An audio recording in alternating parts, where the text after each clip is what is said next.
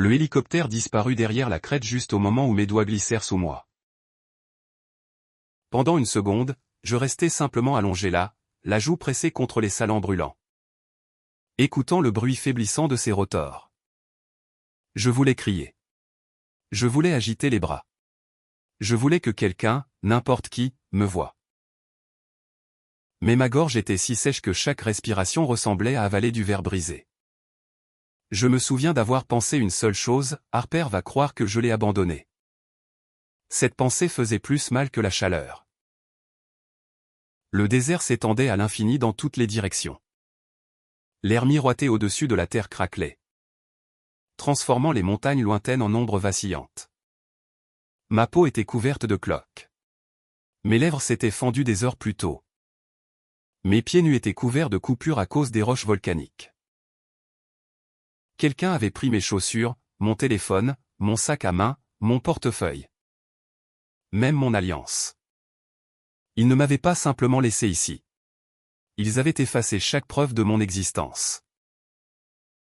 Je me forçais à me redresser sur les coudes et traîner mon corps sur quelques mètres supplémentaires.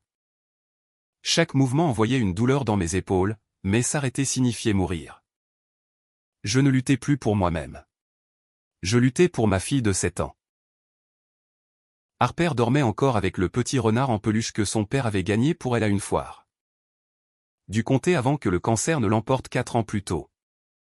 Chaque soir, elle murmurait la même phrase avant de s'endormir, « Bonne nuit, papa. » Dis à maman de rentrer à la maison saine et sauve.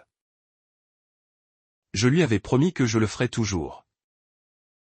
Je n'allais pas rompre cette promesse. Le vent du désert portait des grains de sable sur mon visage. Et un autre souvenir s'abattit sur mon esprit. 3 jours plus tôt.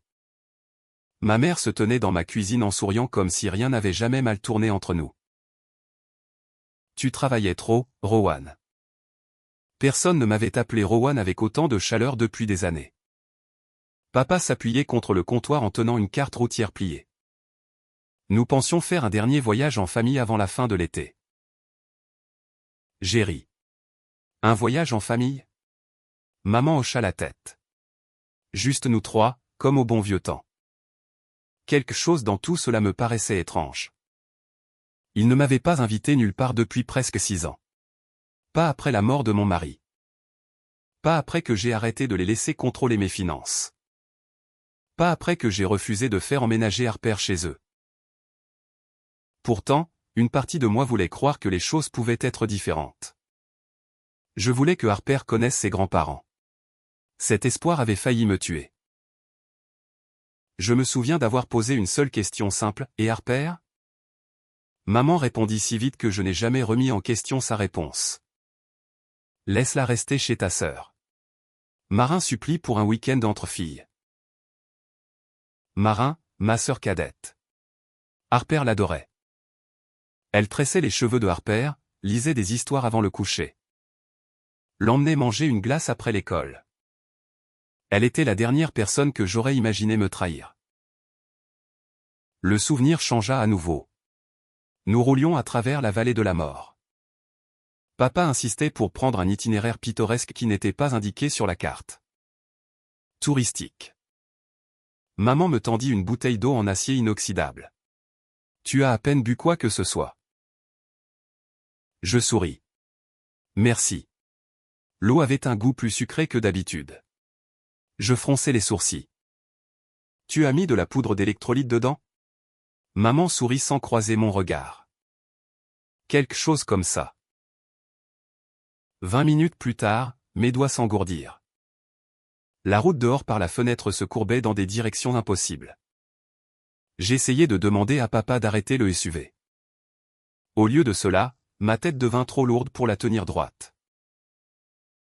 La dernière chose que j'entendis avant que tout ne devienne noir n'était pas de l'inquiétude. C'était un rire. Un rire discret. Papa murmura, elle est partie. Maman répondit, enfin. Puis une autre voix arriva par le haut-parleur connecté au SUV. Marin, j'ai déjà récupéré Harper. Maman sourit. Bien. Papa dit quelque chose que je n'oublierai jamais.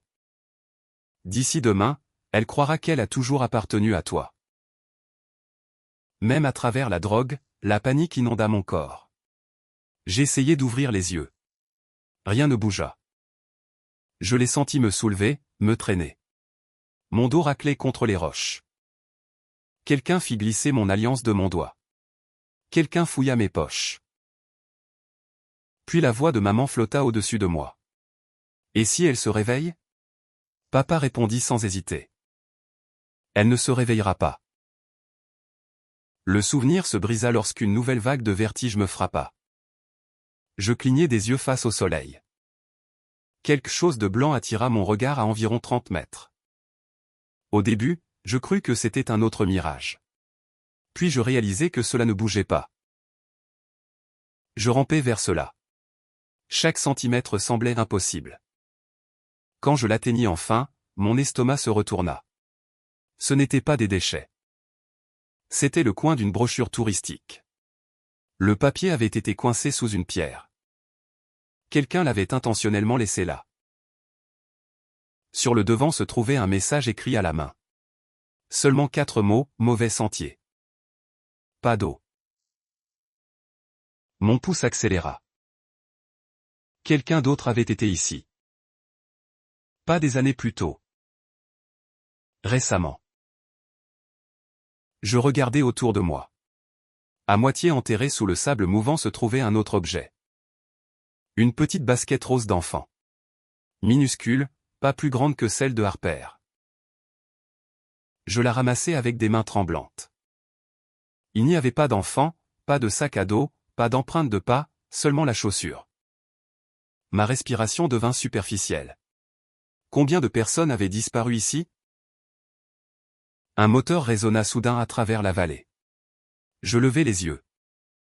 Un camion blanc de maintenance rebondissait sur une ancienne route de service à près d'1 kilomètre.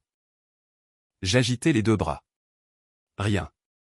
Le camion continua à avancer. Non. J'essayai de crier.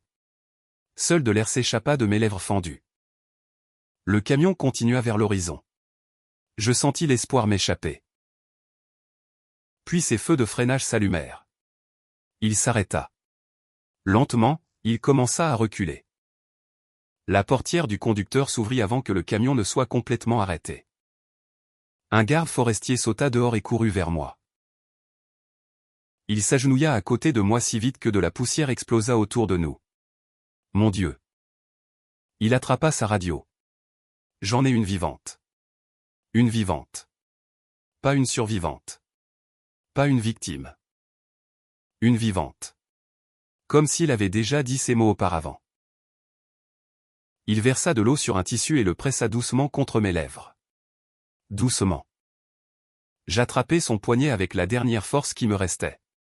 Ma fille. Nous allons vous aider. Ils l'ont prise. Il fronça les sourcils. Oh, mes parents. Son expression changea instantanément. Pas de la confusion, de la reconnaissance. Il regarda vers le désert vide derrière moi, puis revint dans mes yeux. Tranquillement, presque pour lui-même, il dit : « Je savais que ce n'était pas un autre accident de randonnée. » Avant que je puisse demander ce qu'il voulait dire. L'obscurité m'engloutit à nouveau. La fois suivante où j'ouvris les yeux, de l'air frais avait remplacé la chaleur du désert. J'étais allongé dans un lit d'hôpital avec des moniteurs qui bipaient à côté de moi. Une femme portant un badge de shérif se tenait silencieusement près de la fenêtre. Elle attendit jusqu'à ce qu'elle sache que j'étais complètement réveillé avant de s'approcher. Je m'appelle le shérif Evelyn Cross. Je hochai faiblement la tête. Elle ne demanda pas comment je me sentais. Elle ne demanda pas ce qui s'était passé. Au lieu de cela, elle plaça un dossier épais sur la couverture. J'ai besoin que vous vous prépariez avant de regarder à l'intérieur. Avec des mains tremblantes, je l'ouvris. La première page n'était pas un rapport médical. Ce n'était pas un avis de personne disparue. C'était mon avis de décès. En dessous se trouvait une photographie prise seulement 12 heures plus tôt. Mes parents se tenaient devant une petite église en faisant semblant de pleurer. À côté d'eux se tenait ma sœur. Elle tenait la main de Harper. Ma fille regarda droit dans la caméra de télévision et murmura à travers ses larmes. Je manque à ma maman. Puis elle enroula ses 2 bras autour de ma sœur et dit tranquillement. Je ne veux pas perdre une autre maman. Le shérif Cross ferma doucement le dossier. Sa voix était calme, mais chaque mot tombait comme un marteau. Ils n'ont pas simplement dit à votre fille que vous étiez morte. Elle me regarda directement dans les yeux. Ils ont déjà commencé à lui apprendre à vous oublier. Pendant près d'1 minute entière, je ne pus détacher mes yeux de la photographie. Le sourire de Harper avait disparu. Ses épaules étaient affaissées. Et l'étincelle qui avait toujours vécu dans ses yeux s'était évanouie. Elle se tenait à côté de ma sœur cadette, Marin. Agrippant la manche de son pull comme si lâcher prise ferait disparaître le monde entier.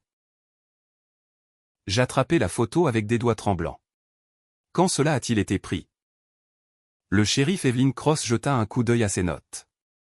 Hier après-midi. Mon cœur s'arrêta. Hier, elle hocha la tête. Environ 4 heures après qu'un garde forestier vous ait trouvé. Le calendrier n'avait pas de sens.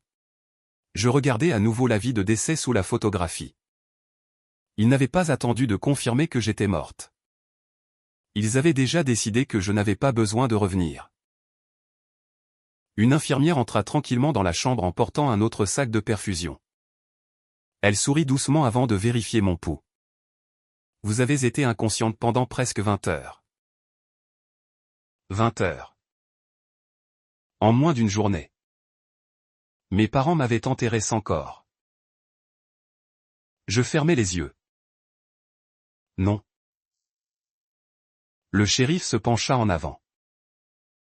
Il y a autre chose que vous devez savoir. Je redoutais déjà la réponse.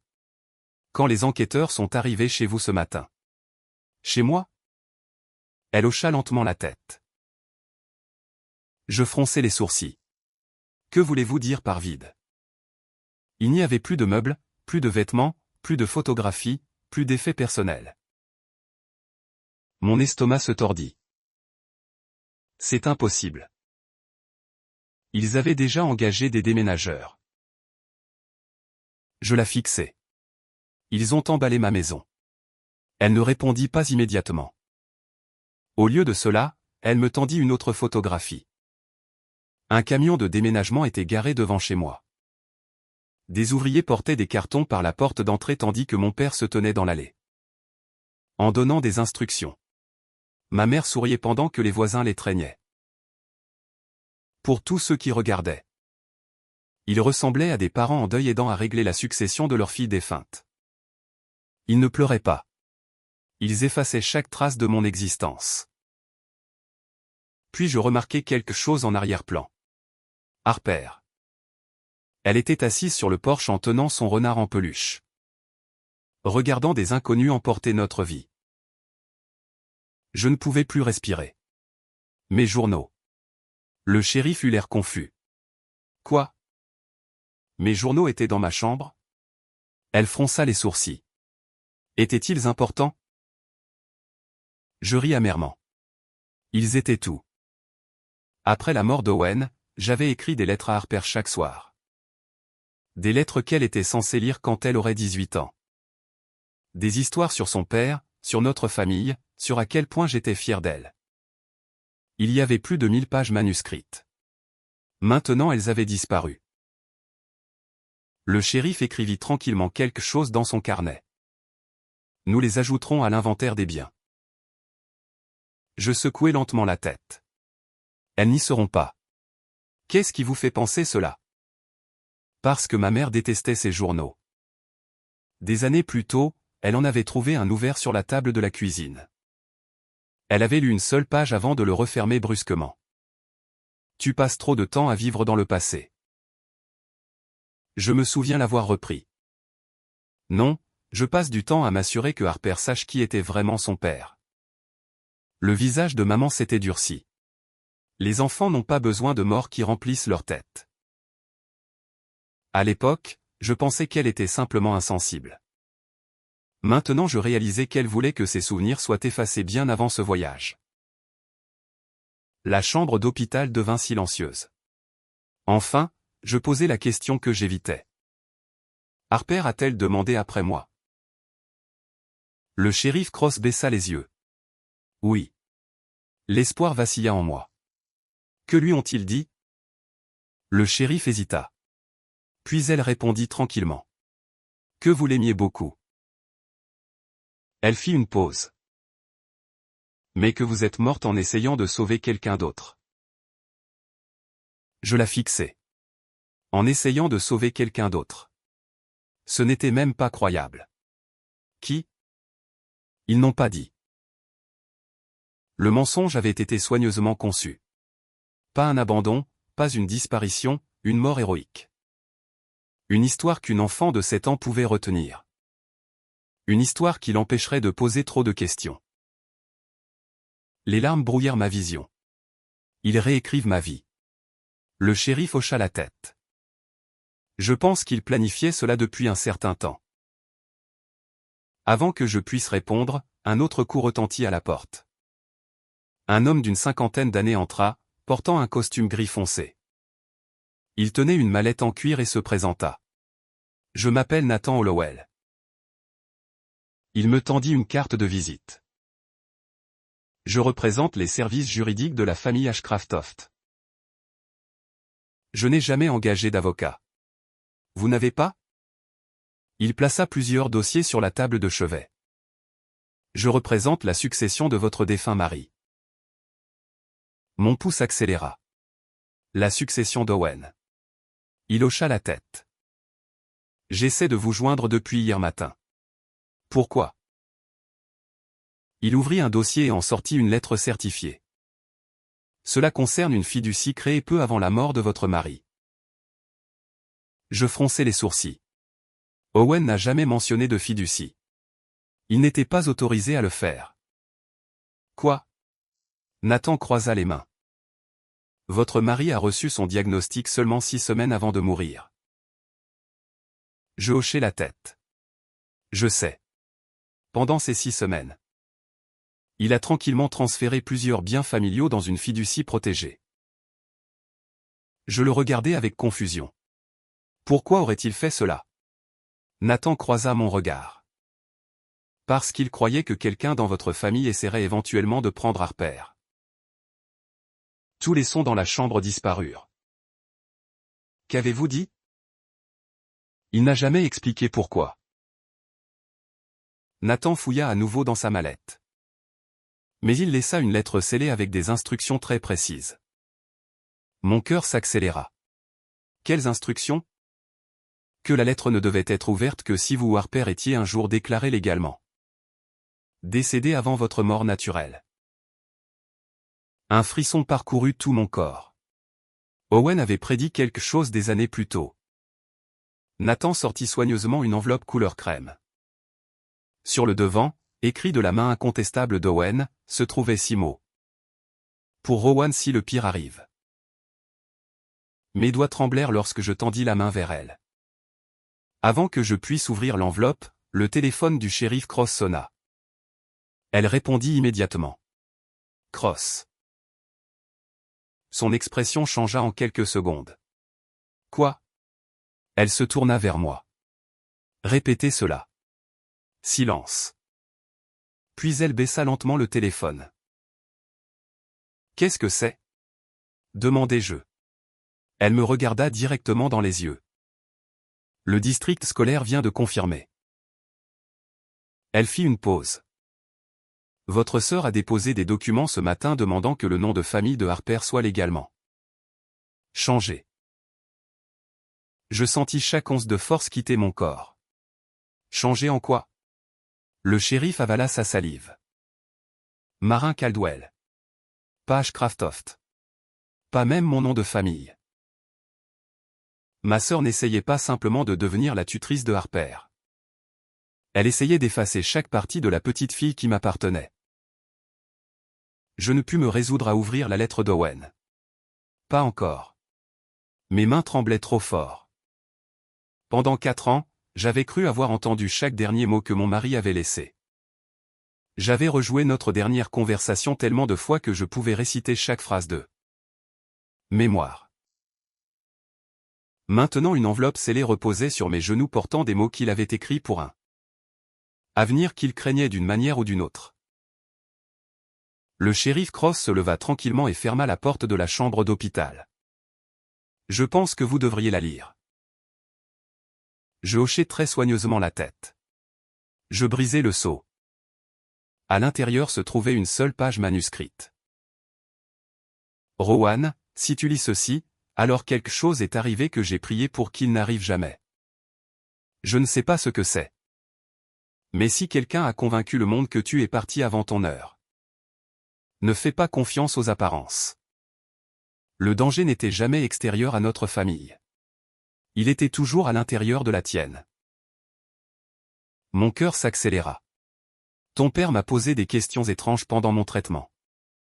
Des questions sur mon assurance, l'avenir de Harper, et ce qui arriverait si tu étais marié.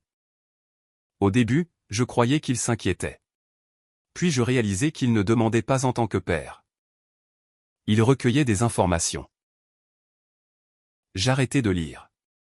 La chambre était devenue incroyablement silencieuse. Le shérif Cross observait attentivement mon visage. Qu'est-ce que c'est? J'avalai ma salive.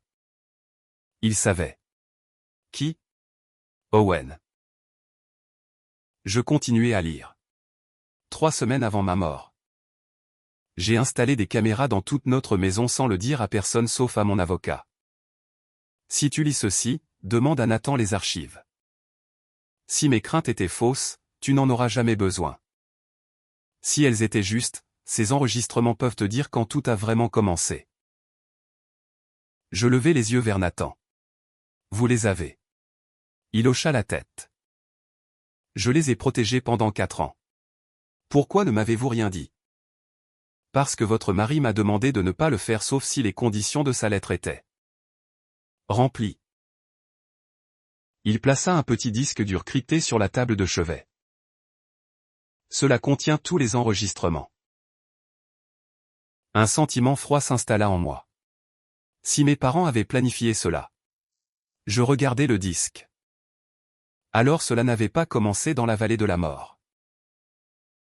Le shérif Cross hocha lentement la tête. Je pensais la même chose. Nathan connecta le disque à son ordinateur portable. Les premiers enregistrements montraient une vie ordinaire. Dîner d'anniversaire, soirée cinéma. Harper chassant des bulles dans le jardin. Pendant plusieurs minutes, rien ne semblait inhabituel. Puis un enregistrement d'il y a presque 3 ans apparut. Je me souvins immédiatement du jour. C'était le 6e anniversaire de Harper. Owen était déjà décédé. Je travaillais un quart supplémentaire cet après-midi-là. La caméra du salon montre à maman et papa arrivant tôt pour aider à décorer. Harper courut à l'étage avec des ballons. Puis mes parents pensèrent qu'ils étaient seuls. Papa regarda autour de la pièce avant de parler. Cela prendra plus de temps que je l'espérais. Maman soupira. Elle était tue. Papa sourit. Eh bien, on l'usera. Maman baissa la voix. Penses-tu encore que la petite fille vaut tout ce tracas? Papa n'hésita pas. Tout dépend de l'enfant. Je fixai l'écran.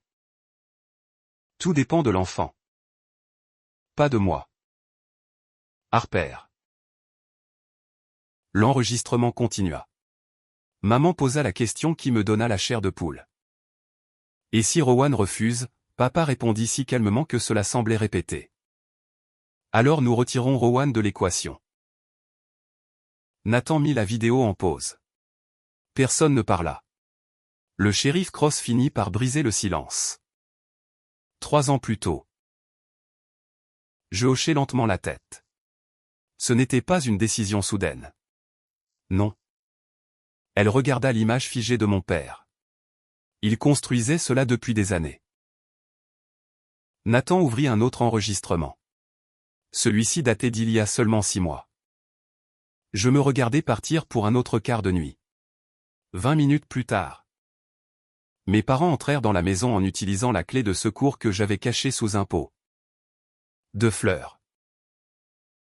Papa alla directement dans mon bureau à domicile. Maman suivit. Il ne cherchait pas au hasard. Il savait exactement ce qu'il voulait. Papa sortit un dossier de mon classeur. Il l'ouvrit. Même avant de voir l'étiquette, je savais ce que c'était. Les documents de la fiducie de Harper. La fiducie qu'Owen avait créée. Papa feuilleta les pages pendant que maman se tenait à côté de lui. Puis papa sourit. Donc c'est pour ça. Maman fronça les sourcils. Pourquoi? Quoi? C'est pour ça qu'il a protégé l'enfant. Il tapa sur les documents. Si Harper atteint 8 ans pendant que Rowan est encore sa tutrice légale. Sa voix s'éteignit. Maman attrapa le dossier. Ses yeux s'agrandirent. Oh. Papa hocha lentement la tête. Maintenant tu comprends. Nathan arrêta l'enregistrement. Je le regardais. Que se passe-t-il quand Harper aura 8 ans? Il prit une profonde inspiration. Le grand-père de votre mari a créé une fiducie de conservation familiale il y a des décennies. Je n'en avais jamais entendu parler. Très peu de gens l'avaient. Il ouvrit un autre dossier. Quand Harper aura 8 ans, il me regarda directement dans les yeux. Le contrôle de cette fiducie passe de manière permanente à son tuteur légal jusqu'à sa majorité. Mon estomac se serra. Combien y a-t-il dedans? Nathan resta silencieux un moment. Puis il répondit, juste en dessous de 43 millions de dollars? Le chiffre ne s'enregistra même pas au début. 43 millions? Je compris enfin. Mes parents n'avaient pas essayé de me tuer parce qu'ils me haïssaient. La haine n'était pas suffisante pour expliquer cela. Ils voulaient Harper et ils avaient besoin que je disparaisse avant son 8e anniversaire. Tout s'assembla soudain. Le faux avis de décès, les documents falsifiés, la tutelle précipitée. L'histoire qu'ils avaient racontée à Harper, même le voyage dans la vallée de la mort. Chaque pièce appartenait au même plan. Le téléphone du shérif Cross vibra à nouveau. Elle répondit immédiatement. Cross. Elle écouta pendant près d'une minute sans dire un mot. Quand elle raccrocha enfin, son visage avait complètement changé. Que s'est-il passé? Demandai-je. Elle me regarda avec une expression que je n'avais jamais vue auparavant. Mes adjoints ont fouillé la maison de vos parents ce matin. Ont-ils trouvé Harper? Non. Mon cœur se serra. Alors quoi? Ils ont trouvé votre SUV. J'attendis. Il avait été nettoyé professionnellement. Donc, elle sortit lentement une photographie de son dossier. Le laboratoire de criminalistique a utilisé un réactif chimique. Quoi qu'il en soit, j'étudiai l'image. De faibles taches bleues couvraient la zone de chargement arrière. Qu'est-ce que je regarde? Le shérif répondit tranquillement. Votre sang. Je sentis la chambre tourner. Elle continua, il y avait bien plus de sang que ce à quoi on s'attendrait en traînant une personne inconsciente. Je la regardai avec incrédulité. Que dites-vous? Elle prit une lente inspiration. Nous ne croyons plus que leur plan initial était de vous laisser dans le désert. Mon pouls battait dans mes oreilles. Quel était leur plan initial? Sa voix descendit presque jusqu'au murmure. Nous croyons qu'ils pensaient que vous étiez déjà morte. Avant même d'atteindre la vallée de la mort. Pendant plusieurs secondes, personne dans la chambre ne parla.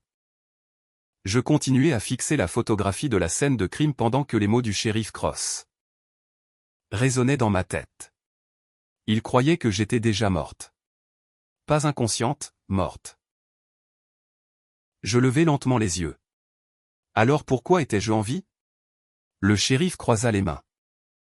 Parce que celui qui vous a drogué a fait une erreur. Nathan fronça les sourcils. Quelle erreur? Le dosage. Elle ouvrit un autre dossier de preuve et fit glisser un rapport de laboratoire sur le lit. Les résultats toxicologiques montrent une combinaison de 2 sédatifs sur ordonnance. Je ne reconnus aucun des noms. La quantité dans votre sang aurait dû arrêter votre respiration.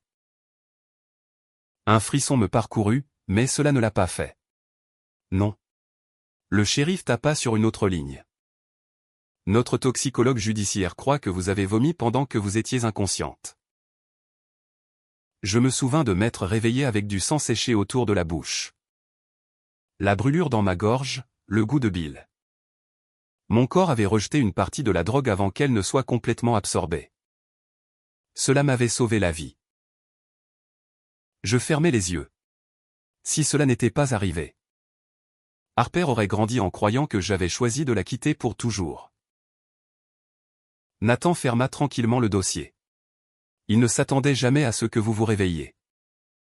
Le shérif hocha la tête, ce qui explique pourquoi ils ont précipité tout. Le faux avis de décès, le service commémoratif, les papiers de tutelle, les dossiers scolaires. Il ne réagissait pas à ma disparition. Il courait contre la possibilité que je survive. Juste à ce moment-là, un autre adjoint frappa à la porte de la chambre d'hôpital. Il entra en portant une petite boîte de preuves. Nous avons trouvé cela caché derrière un faux mur dans le garage de Howard Caldwell. Le shérif Cross ouvrit la boîte. À l'intérieur se trouvait mon sac à main. Je reconnus immédiatement le cuir fané. Mes mains commencèrent à trembler. Mon sac à main. Tout était encore à l'intérieur. Mon permis de conduire, mon passeport, mon portefeuille. Même le petit coquillage que Harper avait glissé dans la poche latérale après notre dernier voyage à la plage. Une seule chose manquait. Mon téléphone. L'adjoint tendit un autre objet au shérif. Un smartphone écrasé scellé dans un sac de preuves. Le disque dur a survécu. Le shérif Cross me regarda. Notre équipe de forensique numérique a récupéré des fichiers supprimés. Quels fichiers ? Elle tourna le téléphone vers moi. Il y avait une vidéo. Elle avait été enregistrée le matin où nous sommes partis pour la vallée de la mort. Papa se tenait dans leur garage. Il ne savait pas que la caméra de mon téléphone avait commencé à enregistrer après que je l'avais accidentellement laissé sur l'établi en aidant à charger les glacières dans le SUV. La voix de maman arriva hors caméra. « Es-tu sûr que cela va marcher ?» Papa répondit calmement. « Il le faut. Et si elle survit ?» Il ferma une fermeture éclair d'un sac de sport. « Elle ne survivra pas. » Puis Marin entra dans le cadre. Elle avait l'air nerveuse. « Je ne veux pas que Harper pose des questions. » Papa plaça ses deux mains sur ses épaules. « Elle ne le fera pas. Les enfants se souviennent. Pas s'ils entendent la même histoire tous les jours. » Maman sourit. « D'ici Noël. Elle croira que tu l'as mise au monde. » Je ne pouvais plus respirer. Marin baissa la tête. « Et si Rowan revient ?» Papa rit. « D'où ?» Il pointa vers la carte du désert étalée sur la table. « Des gens disparaissent là-bas chaque année. » L'enregistrement s'arrêta. La chambre était complètement silencieuse. Le shérif Cross me regarda. « Je pense que c'est suffisant pour prouver l'intention. » Je hochai lentement la tête, mais quelque chose me dérangeait encore. Je regardai vers Nathan. La fiducie d'Owen. Il comprit immédiatement.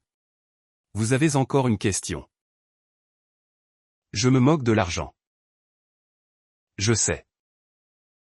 Je me soucie de pourquoi Owen croyait que cela arriverait. Nathan ouvrit une dernière enveloppe. Celle-ci n'était pas censée être ouverte sauf si tous les autres documents avaient déjà été lus. Il me la tendit. Sur le devant, de la main d'Owen, se trouvaient les mots « Lis ceci après avoir connu la vérité ». À l'intérieur se trouvait une page. « Rowan, si tu lis ceci, alors j'avais raison au sujet de ton père. S'il te plaît, ne passe pas le reste de ta vie à te demander si tu as manqué des signes avant-coureurs. Tu ne l'as pas fait. » Certaines personnes deviennent si consumées par l'avidité qu'elles cessent de voir la famille comme des personnes. Elles commencent à les voir comme des opportunités. promets-moi une chose. Si tu survis à ce qui s'est passé, ne laisse pas Harper grandir en croyant que l'amour doit être gagné par la souffrance. Apprends-lui que la vraie famille te protège. Elle ne te demande jamais de disparaître pour que quelqu'un d'autre puisse être heureux. Au moment où j'atteignis la dernière phrase, je pleurais. Pas parce qu'Owen avait eu raison, mais parce qu'il avait passé ces dernières semaines à essayer de nous protéger après son départ. 3 mois plus tard, Harper rentra à la maison. Le processus légal n'était pas rapide, mais les preuves étaient accablantes. Les documents falsifiés, l'enregistrement téléphonique récupéré, le rapport toxicologique, les dossiers numériques et le calendrier racontaient une histoire cohérente. Mon identité légale fut restaurée. Les faux registres de décès furent retirés et la tutelle d'urgence fut annulée. La première nuit, Harper dormit à nouveau dans sa propre chambre. Elle se réveilla juste après minuit et marcha tranquillement dans la mienne. Elle grimpa sur le lit sans dire un mot. J'enroulai mes bras autour d'elle. Pendant longtemps, aucune de nous ne parla. Enfin, elle murmura, « Je pensais que tu avais arrêté de m'aimer. » Mon cœur se brisa à nouveau. Je l'embrassai sur le haut de la tête. « J'ai traversé un désert pour revenir vers toi. » Elle leva les yeux. « Vraiment ? Je traverserai 1000 autres. » Elle posa sa tête contre mon épaule. « Je savais que tu n'étais pas parti. » « Comment ? » Elle sourit à travers ses larmes. « Parce que chaque soir je demandais à papa de te ramener à la maison. » 1 an plus tard. Nous nous tenions ensemble au bord de l'océan Pacifique en regardant le coucher du soleil. Harper glissa sa main dans la mienne. « Maman. » « Oui. » « Si les gens demandent qui est ma famille, je souris. »« Que leur diras-tu » Elle regarda les vagues avant de répondre. « Je leur dirai que ma famille est la personne qui est revenue pour moi. » Je serrai doucement sa main. Après tout ce qui avait été volé, ces mots importaient plus que n'importe quel héritage. N'importe quelle fiducie ou n'importe quelle fortune ne le pourrait jamais. C'était le moment où je compris enfin quelque chose que mes parents n'avaient jamais compris. Ils croyaient qu'ils pouvaient effacer une mère en falsifiant des papiers, en racontant des mensonges et en la laissant mourir dans le désert. Ils avaient tort. L'amour d'une mère survit au désert. Il survit à la trahison. Et quand un enfant sait que cet amour est réel, aucun mensonge n'est assez puissant pour le remplacer.